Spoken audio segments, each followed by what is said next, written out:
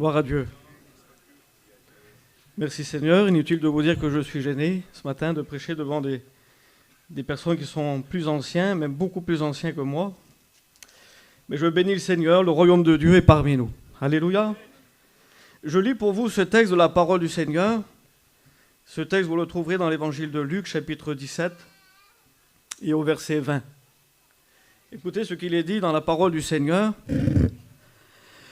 Le royaume de Dieu ne vient pas de manière à frapper les regards. Je le répète pour vous, le royaume de Dieu ne vient pas de manière à frapper les regards. Alléluia, le royaume de Dieu est renfermé dans la personne de Jésus-Christ. Gloire à Dieu. Vous savez qu'en Jésus-Christ, il y a toute la puissance de Dieu. Dans la personne de Jésus-Christ, il y a tout l'amour de Dieu, puisque Dieu a dit lors du baptême de son Fils, « Voici mon Fils bien-aimé, en qui j'ai mis tout mon amour. » L'amour de Dieu est renfermé dans la personne du Seigneur, c'est la personne de Jésus. Le royaume de Dieu, c'est Jésus. Jésus au milieu de nous, c'est le ciel qui est au milieu de nous. Alléluia, le ciel est descendu jusqu'à nous. C'est Jésus-Christ dans toute sa grâce, et je voudrais que l'on prie le Seigneur ensemble et qu'il puisse prendre toute la place. Alléluia, que l'homme s'efface, j'ai souvent l'habitude de le prier, que je m'efface, que la gloire de Dieu paraisse. Gloire à Dieu, je demanderai à mon frère Kipi, alléluia, de me présenter à Dieu. Merci Seigneur. Alléluia. Seigneur, nous avons besoin d'incliner nos cœurs et de réaliser que nous sommes là ce matin. Nous sommes là parce que c'est toi qui l'as permis. Glorifie ton nom, Seigneur. Oh Dieu, viens bénir ton peuple. Viens bénir tes enfants. Viens nous enseigner. Oui, mon Dieu, apprends-nous à vivre en harmonie avec ta parole. Alléluia. Gloire à Dieu. Merci Jésus. Gloire à Dieu. Il y a plus de son sur celui-là, là, si tu peux. Voilà, gloire à Dieu. On va garder ce verset pour tout à l'heure. J'ai besoin d'être là. Allez. Gloire à Dieu. Gardez ce verset sur votre cœur. Le royaume de Dieu, qui est Jésus, ne vient pas de manière à frapper les regards. On le reverra un peu plus tard dans la prédication. Je voudrais vous expliquer quelque chose que l'on apprend à l'école. Quand on va à l'école, on apprend à distinguer deux choses dans un discours, dans une prédication, même dans un chant, dans une chanson. Apprendre à faire la différence entre ce qu'on appelle le fond et ce qu'on appelle la forme. Le fond, c'est ce qui est dit, c'est le message brut, le message pur, qui est délivré, qui est transmis. Et pour annoncer ce message, il y a la forme. Pour tout vous expliquer, quand une personne, elle prêche la parole du Seigneur, le fond, c'est le mot de Dieu que Dieu a mis sur son cœur et il veut le transmettre. Le mot de Dieu se résume bien souvent en 2-3 mots. Il y a des prédications qui sont faites sur le retour de Jésus. Toute la prédication se résume en un mot, Jésus revient. Mais pour amener ce mot, pour amener le fond de la parole de Dieu, il y a la forme, c'est-à-dire l'illustration que l'on va utiliser pour faire comprendre que Jésus revient. On va utiliser des anecdotes, on va utiliser des paraboles. Il y aura certains serviteurs qui auront des voix plus puissantes, d'autres plus calmes. Il y aura une intensité de la voix, il y aura un vocabulaire qui va différencier d'un prédicateur à un autre. Il y a aussi le gestuel, les prédicateurs aiment bien un peu bouger des mains. Il y a toute une forme pour annoncer un message. Le plus important dans ce message que je voudrais vous expliquer, le plus important n'est pas la forme, c'est le fond. Quand une personne qui est appelée pour chanter un cantique, quand elle chante son cantique, elle annonce un mot de Dieu. Il y a la forme qui est la voix de l'artiste, la voix du chanteur, en parlant des gens du monde. Mais nous, dans l'Église de Dieu, il y a des hommes et des femmes qui chantent pour la gloire du Seigneur, qui transmettent un message. Celui qui vient au micro et qui donne son témoignage, il transmet un mot de Dieu. Et il y a d'une personne à une autre des formes différentes. Une intensité, un vocabulaire, un gestuel différent. Mais un mot. Le mot que toi, tu dois retenir. à chaque régnant, à chaque mot de Dieu, à chaque cantique, un mot de Dieu, un message de Dieu est transmis. Ce mot, il faut le cerner. Et pour bien cerner le mot de Dieu, il faut bien souvent faire la différence entre ce qui vient de la forme et le mot de Dieu. Je voudrais vous dire que quand un prédicateur prêche la parole de Dieu, c'est un cadeau que Dieu transmet à travers lui. Quand toi, chanteur, chanteuse, tu chantes pour la gloire du Seigneur, c'est un cadeau que Dieu transmet à travers toi au peuple. Le cadeau, le voici. Alors, je vous ai fait un peu une mise en scène. J'aime pas ce côté théâtral, parce qu'il va un peu à l'encontre de mon message. Mais c'est pour vous expliquer. Alors regardez bien. Le cadeau, le voici.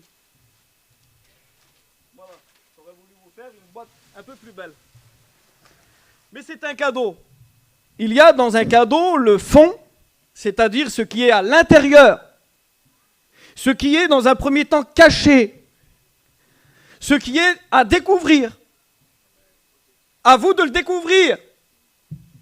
Et puis il y a la forme. La forme d'un cadeau, c'est la grandeur de la boîte, c'est le papier qu'on va mettre dessus, c'est le nœud qui va embellir la boîte. Il y a toute une forme. Mais le plus important, frères et sœurs, vous le savez comme moi, quand on était enfant, qu'on recevait un cadeau, on déchirait la boîte. On enlevait le nœud, on enlevait le papier, on déchirait tout ce qu'il y avait à l'intérieur, on prenait le cadeau. Le plus important pour nous, c'est le cadeau. C'est pas la boîte. Et je voudrais vous dire, malheureusement, je le remarque dans mon église et là où je suis, quand une prédication est annoncée, bien souvent, c'est un cadeau de Dieu que les gens n'ont pas ouvert. Oui, les gens ont resté sur l'aspect merveilleux de la boîte. Ils ont vu le nœud et ils ont dit « Oh, quel beau nœud! Quelle belle boîte! Quel beau papier !» Ils ont regardé l'enveloppe, ils ont regardé la forme. Ils n'ont pas pris le fond. Il y a des prédicateurs qui prêchent la parole du Seigneur, il y a des chanteurs qui chantent de tout leur cœur. Ce sont des cadeaux, comme je l'ai dit. Quand un chanteur chante son cantique, j'ai représenté cela par le nœud. Le nœud, c'est ce qui embellit la boîte. Enlever le nœud, ça reste une boîte carrée. Pourquoi un nœud? Un nœud, ça embellit. En réalité, le nœud n'est pas le cadeau. Le chanteur, quand il chante de tout son cœur. Il y a une voix qui sort, une voix plus belle les unes que les autres. Il y a un musicien qui joue, des musiciens qui jouent mieux les uns que les autres. Ça donne une beauté au message. Ça amène une beauté au message de Dieu. Ça embellit. Mais ce n'est pas le cadeau. Il y a beaucoup de chrétiens, malheureusement, qui, recevant leur cadeau, ne prennent que le nœud. Et rentrant chez eux, ils se disent « Quel chanteur !» Ou ils se disent « Quel musicien !» Ils n'ont pas ouvert la boîte, il semblerait que le cadeau de Dieu, ils n'ont pas voulu le prendre, le message qui a été transmis, ils ne l'ont pas reçu. Ils sont restés émerveillés par une voix, par une musique. Un peu malheureusement comme les gens du monde, qui quand ils vont voir leur concert, vont écouter une voix et vont écouter une musique. Pourtant, quand des chanteurs chantent, il y a des messages. Alors, je voudrais vous dire que les messages dans le monde sont souvent chantés en anglais. Alors, on ne les comprend pas. Bien souvent, ce sont des mots qui sont abrutis, ce sont des insanités, bien souvent, qui sont chantées. Mais les gens sont dans les salles, et elles sont immensément bondées. Et puis, elles sont là, elles sont un peu en transe sur la musique, elles sont en transe sur la voix. Mais le message, aucune importance. Ce qui est dit, ce qui est transmis, les mots que le chanteur prononce, cela, il ne les calcule pas. Il reste sur une voix, il reste sur une musique. Et des chrétiens comme ceux-ci viennent un peu comme des spectateurs, un peu comme une personne qui rentre dans un spectacle pour voir si c'est beau, si c'est pas beau, si c'est moins beau. Ils vont bientôt donner une note pour voir si le chanteur a bien chanté ou si le musicien a bien joué. Et ils s'en vont avec un nœud. Alors le nœud, pour ouvrir la boîte, il faut l'enlever. Parce que si on veut arriver au fond de ce qu'il y a dans cette boîte, il faut un peu filtrer.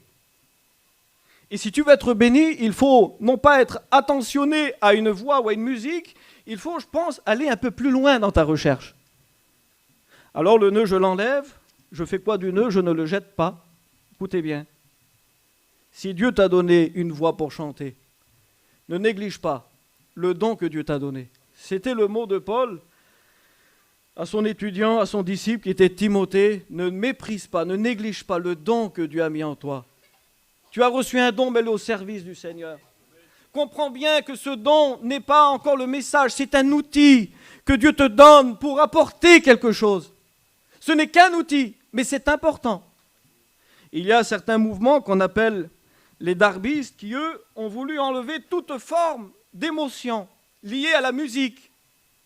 Alors, dans leurs réunions, il n'y a pas de musiciens, il n'y a pas d'instruments.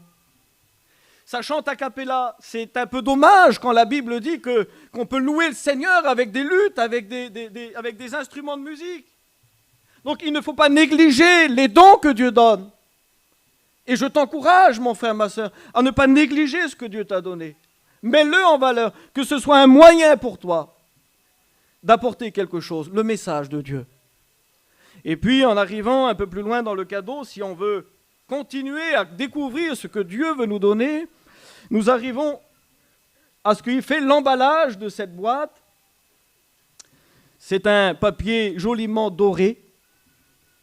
Et j'ai représenté le papier par la connaissance. Quand un prédicateur prêche la parole du Seigneur, pour annoncer le mot de Dieu que j'ai dit tout à l'heure, qui se résume des fois en 2-3 mots, on essaye d'annoncer, d'envelopper ce mot de Dieu avec une connaissance. On va illustrer le mot de Dieu avec des histoires, avec des paraboles, des anecdotes. On va essayer d'enrichir notre message. Et c'est normal. Sinon, je vous dirai les 2 mots que le Seigneur a mis sur mon cœur et puis je m'assois. Mais il faut délivrer quelque chose. Beaucoup de gens, malheureusement, restent sur le papier.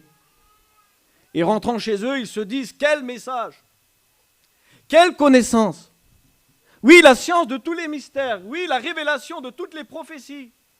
Oui, la connaissance de la science, la connaissance de l'histoire, la connaissance des généalogies, la connaissance de l'archéologie, la connaissance des coutumes juives. Il y a dans la connaissance un grand monde, un très grand monde.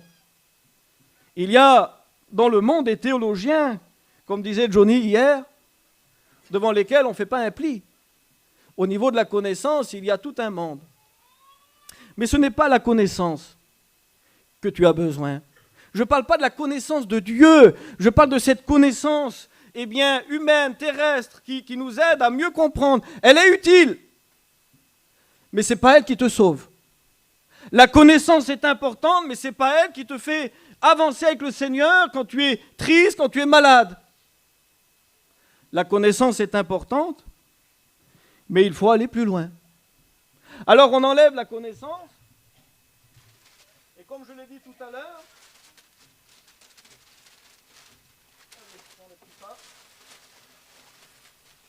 on ne va pas la jeter, la connaissance.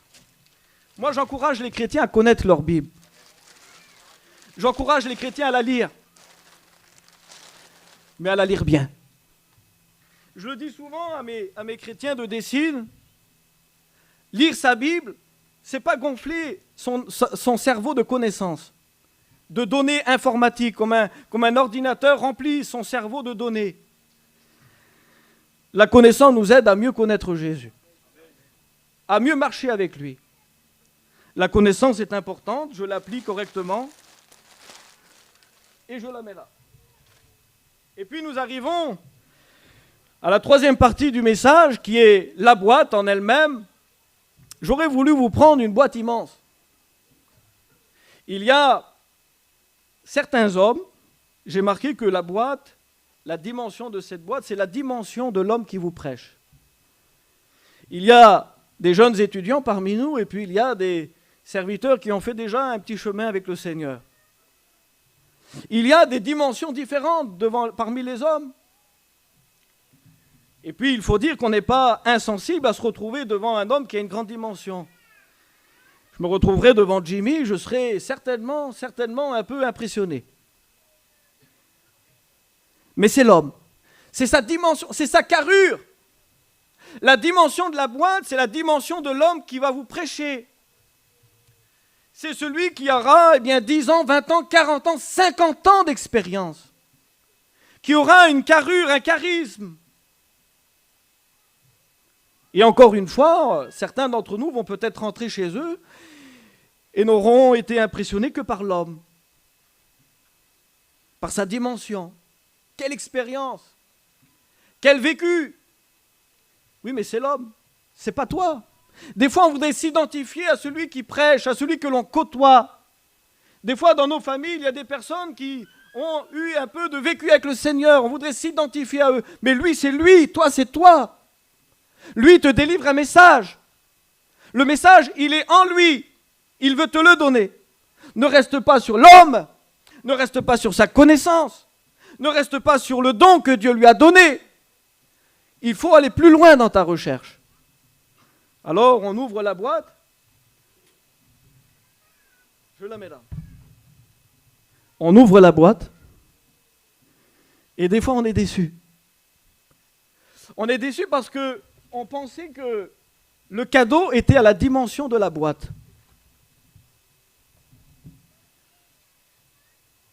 Et puis on découvre ceci, écoutez.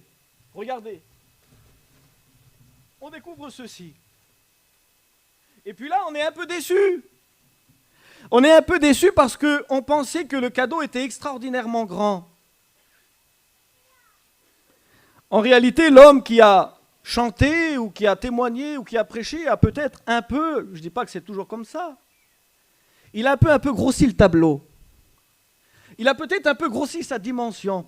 Vous savez, il faut le reconnaître, celui qui est sincère avec lui-même reconnaîtra qu'il y a en lui une partie charnelle, qui voudrait toujours un peu gonfler et donner une apparence un peu plus grande de ce qu'il est.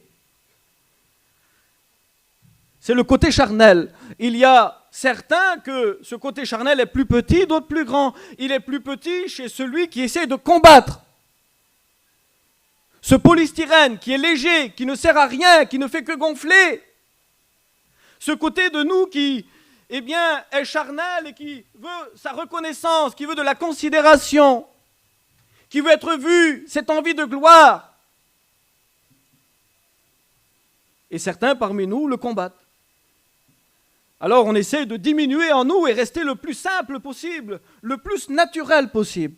Et puis il y a celui qui ne combat pas cette chose en lui et qui gonfle. Il gonfle un peu le tableau. C'est un peu des fois le bling-bling, excusez-moi du mot. C'est le folklore qui des fois accompagne nos chants, qui accompagne des fois nos musiques, qui accompagne des fois peut-être même ma prédication. C'est ma façon à moi de vouloir embellir, de vouloir grossir. C'est ce côté charnel qu'il nous faut détruire. Parce que voyez-vous, si j'ai gardé le nœud qui sont les dons spirituels ou les dons que Dieu t'a donnés, si je garde le papier qui est le symbole de la connaissance, que je garde le côté humain, le charisme, l'expérience que Dieu t'a donné, merci Seigneur, ce côté bling-bling, il ne sert à rien. Celui-là, il faut le détruire. Ce côté charnel en toi, qui veut de la considération, qui veut de la reconnaissance, qui veut un peu grossir le tableau de ce que tu es réellement. Il nous faut le détruire. Des fois, on se flatte, les uns les autres, et on fait grossir en nous ce côté charnel. Et il faut bien souvent, faire un tri et enlever de l'homme que l'on voit en face de nous, il faut enlever ce côté bling-bling pour réellement réessayer de recevoir le message. Vous savez, quand une personne chante un cantique, des fois il y a un peu un côté folklore qu'il nous faut enlever. Il y en a qui sont un peu, je dirais, ils sont un peu freinés, ils sont un peu déstabilisés et ils coupent la bénédiction parce que quelque chose ne leur plaît pas. Parce que l'homme, il parle un peu trop fort, ou parce qu'il parle trop doucement, ou parce qu'il se met un peu trop en avant, ou parce qu'il fait un peu trop de manières. Alors ce côté bling-bling, il nous freine, il nous bloque. Pourtant, malgré tout, derrière un message, il y a le mot de Dieu. Paul dira, certains prêchent par envie, par rivalité, mais il dira, moi je glorifie le Seigneur de ce que la parole de Dieu est prêchée quand même. Alors quand on fait le tri de tout ça, on arrive au mot de Dieu. Voyez-vous, quand une prédication est prêchée,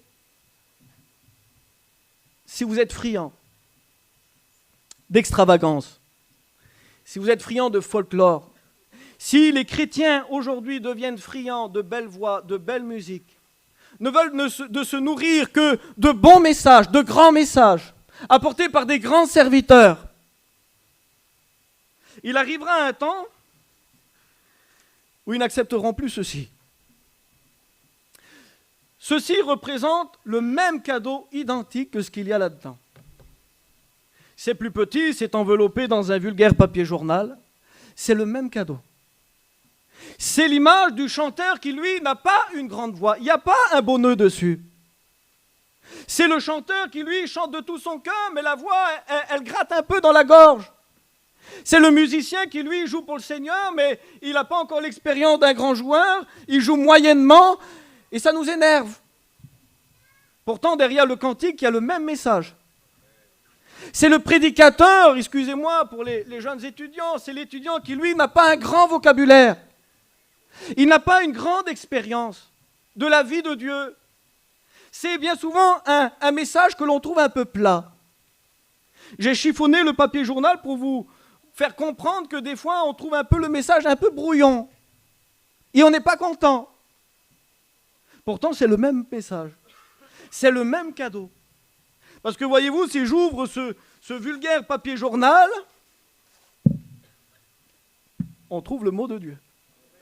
Et si j'ouvre la boîte et que je fais un tri sur l'homme, le don, la connaissance, le côté charnel, le côté dimension de l'homme, on trouve le même cadeau. Le mot de Dieu. Frères et sœurs, je voudrais vous encourager, quand vous venez à la Réunion, cherchez le mot de Dieu. Cherchez le mot de Dieu. On reste trop frappé par ce qui frappe le regard.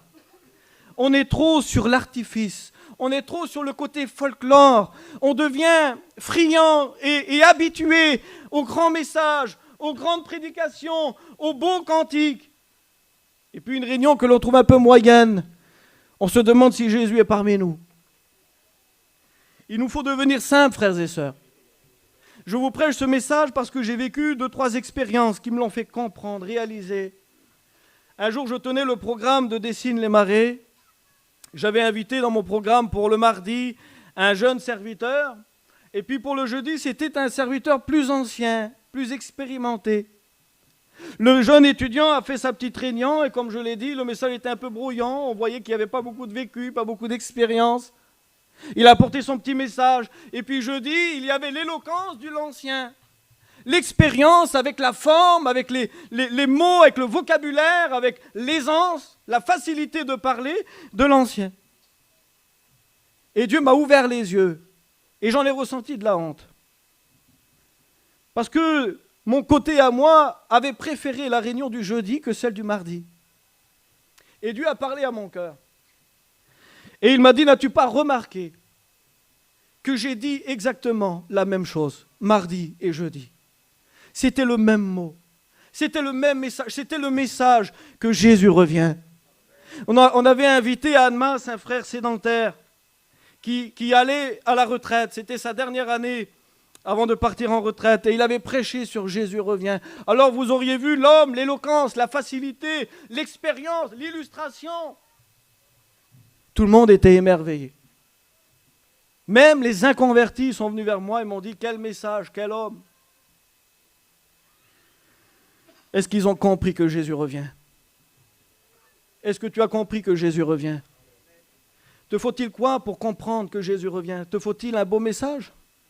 Faut-il le dire en chantant? Faut-il le dire en témoignant? Faut-il le dire en prêchant? Faut-il le dire fort? Faut-il le dire doucement, avec beaucoup d'explications? Jésus revient. Et celui qui est spirituel saura reconnaître le mot de Dieu. Jésus revient, frères et sœurs. Sachons être simples dans ce que le Seigneur veut nous dire. Que Dieu soit béni. Tout passera, mais ma parole ne passera pas. Les hommes passeront, la Bible dit, les prophéties seront abolies, les langues cesseront, la connaissance sera abolie, mais l'amour ne périt jamais. Dieu est amour, la parole est amour, la parole ne périra jamais. Les hommes passeront, vous serez déçus des hommes. Il nous faut faire ce travail sur nous-mêmes, de filtrer les messages, de savoir séparer ce qui vient de l'homme et ce qui vient de Dieu. Parce que l'homme ne te bénira pas, la connaissance ne te bénira pas, le côté folklore ne te bénira pas, la musique ne te bénira pas, la voix ne te bénira pas. Par contre, si tu es fatigué, c'est la parole qui va te relever. Si tu es déçu, si tu es fatigué, si tu es chargé de beaucoup de fardeaux, c'est la parole qui va t'alléger. Si tu as envie demain de t'arrêter parce que tu n'en peux plus, tu veux faire demi-tour, ce n'est pas tout ça qui va te donner à redonner un nouvel élan. C'est la parole de Dieu.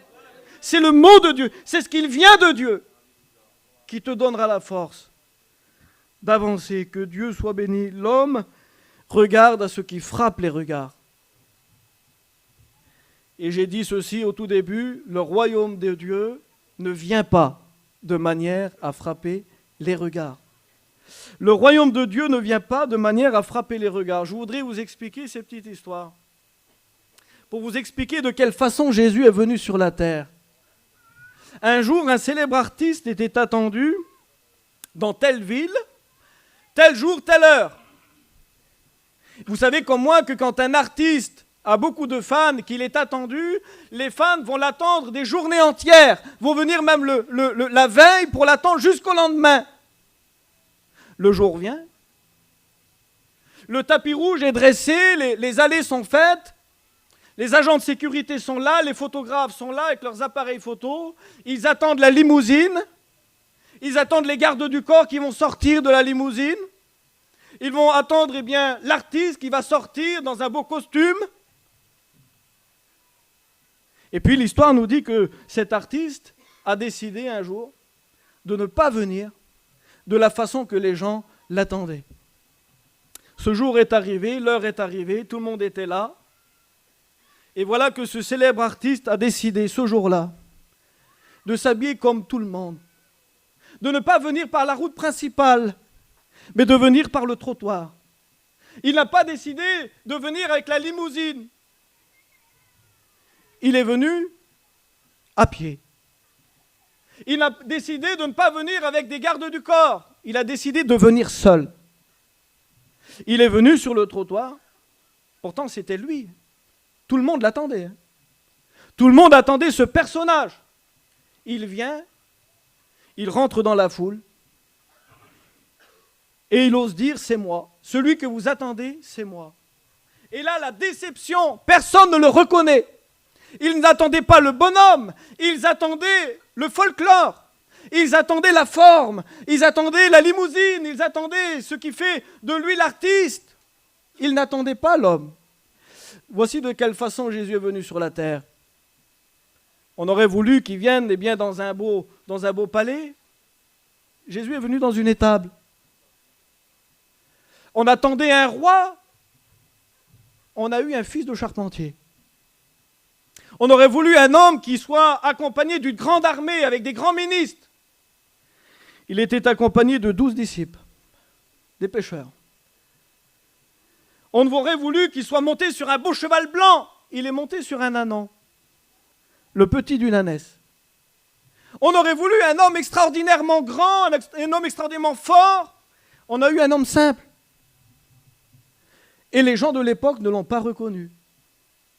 Il dira même ceci sur Jérusalem, « J'étais au milieu de toi, Jérusalem, et tu n'as pas reconnu le temps où tu as été visité. » Il est venu sur la terre et les gens ne l'ont pas reconnu. Isaïe 53 dira, « Qui a reconnu le bras de l'Éternel ?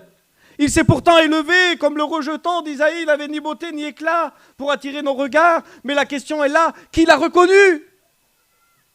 Jésus passait de ville en village. c'était le Fils de Dieu. Et l'apôtre Jean dira de lui, toutes choses ont été faites par lui. Rien de ce qui a été fait n'a été fait sans lui. Il était dans le monde. Le monde a été fait par lui. C'était le Créateur. Et le monde ne l'a pas connu. Jésus était au milieu de son peuple. Et les gens ne l'ont pas reconnu. Pourquoi ? Parce qu'ils attendaient le folklore. Ils attendaient l'extravagance. Ils n'avaient pas le cœur assez simple pour reconnaître que Jésus était au milieu d'eux. Et je voudrais vous dire ce matin que Jésus est au milieu de nous. Et il y a parmi nous des gens qui vont le voir. Et parmi nous des gens qui ne vont pas le voir. Il y a celui qui a des yeux spirituels et qui sait reconnaître que Jésus est au milieu de nous. Et il y a celui qui recherche l'extravagance et qui, lui, ne le voit pas. Et passera des réunions en croyant que Jésus n'était pas présent. Jésus passait de ville en ville, de village en village. La Bible dit que des fois, à certains endroits, il arrivait, personne ne le reconnaissait. Quand vous lisez l'histoire de la piscine de Bethesda, il est dit ceci qu'un ange de temps en temps venait agiter l'eau. Vous connaissez l'histoire, le premier malade qui sautait dans l'eau à ce moment-là était guéri. Ça veut dire que le peuple tout entier était attentif au mouvement de l'eau. Les regards étaient recherchés sur le mouvement de l'eau. Et la Bible dit que Jésus rentre. Ils attendaient le folklore, ils attendaient l'ange, ils n'attendaient pas Jésus. Je ne sais pas ce que tu attends ce matin. Je ne sais pas si tu attends un ange, si tu attends que des paillettes d'or tombent du ciel. Je ne sais pas si tu attends qu'il y a un vent extraordinaire qui va souffler sous le chapiteau. Quoi qu'il en soit, dans ce lieu de cette piscine de Bethesda, Jésus rentre. Personne ne le voit. Il s'approche d'un paralytique qui est malade depuis 38 ans. Il parle avec lui, personne ne le voit. La guérison se fait. Écoutez ceci. Le malade se lève. Jésus s'en va. Et c'est un moment donné où les gens, les malades qui sont ici, vont se tourner vers lui et vont lui dire « Qui t'a guéri ?» Ils avaient raté la scène. Ils n'avaient pas vu Jésus, ils n'avaient pas vu le miracle. Jésus était venu, Jésus avait agi. Jésus était parti. Et ils ne l'avaient pas vu. Il y a parmi nous des gens qui, des fois, viennent à la réunion et ne voient pas que Jésus est là. Ils viennent et ils s'en vont. Et par la suite, ils apprennent qu'il y a eu au milieu de nous des miracles, des guérisons, des conversions. Jésus était là. Ils ne l'avaient pas vu. Plus tard, la Bible dit qu'ils le retrouvent dans le temple. Ils ne savaient même pas qu'il s'appelait Jésus. Pour vous dire à quel point Jésus est discret.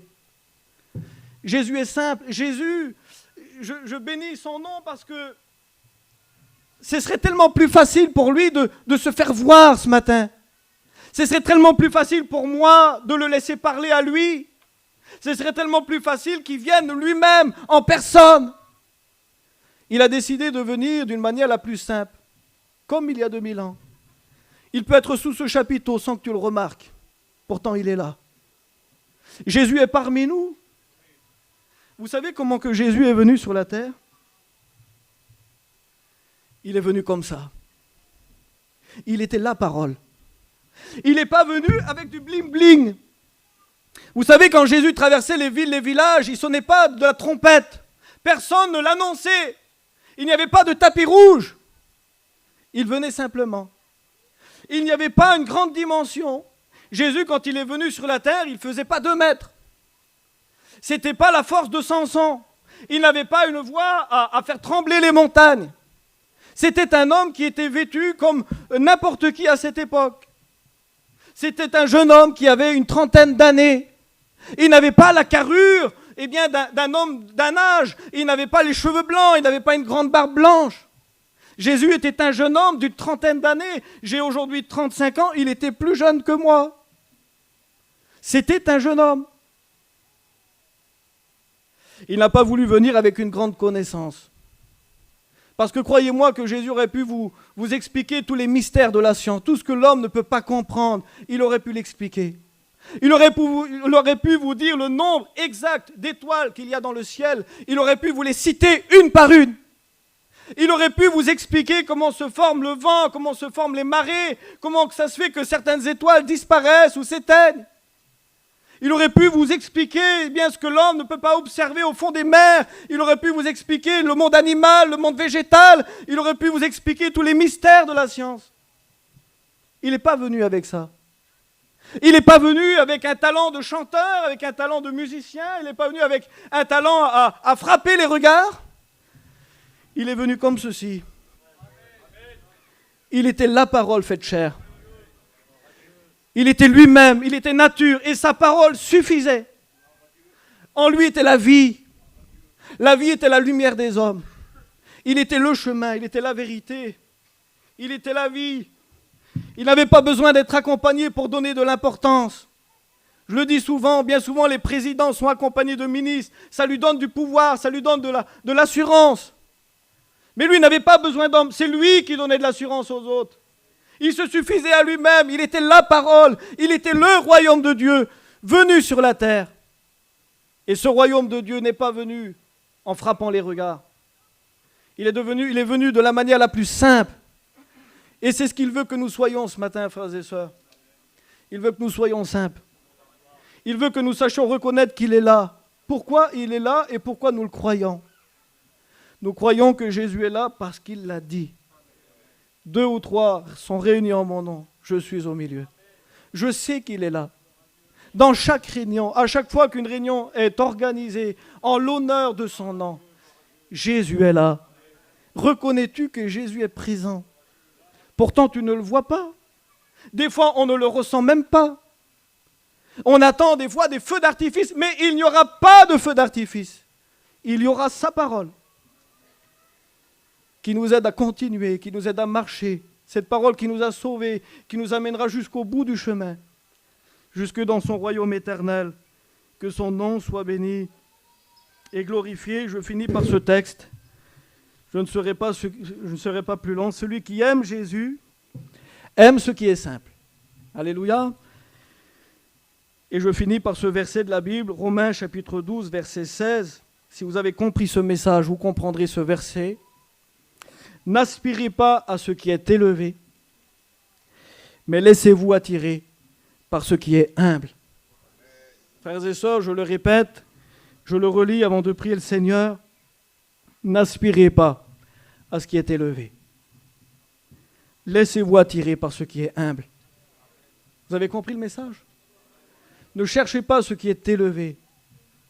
Laissez-vous attirer par ce qui est humble. Alléluia. Et vous serez des hommes à la ressemblance du Christ. Que Dieu soit béni, on prie le Seigneur.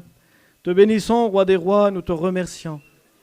L'amour du Seigneur, la simplicité de Jésus-Christ, à venir parmi nous, à nous visiter. Oh Dieu, quel amour, quelle grâce, quelle bonté, de savoir que tu es présent parmi nous. Il n'y a pourtant rien d'extraordinaire, rien pour frapper les regards, mais tu es là. Ta présence suffit. Ta parole est bénissante, elle agit dans nos cœurs. Oh Dieu, j'ai besoin de ta grâce, besoin de devenir simple, besoin de te voir agir là où il n'y a peut-être rien d'extraordinaire. Oui, c'est reconnaître ta présence. Oh Dieu, je bénis ton nom, bénis ton peuple. Apprends-nous, Seigneur, à être simples, à se rassasier des choses qui sont simples, à ne pas rechercher ce qui est élevé, sophistiqué. Seigneur, étends tes mains sur nos vies. Garde ton peuple dans la simplicité. Je remercie ton nom. À toi revient toute la gloire. Amen, amen. Prie le Seigneur quelques instants. Alléluia.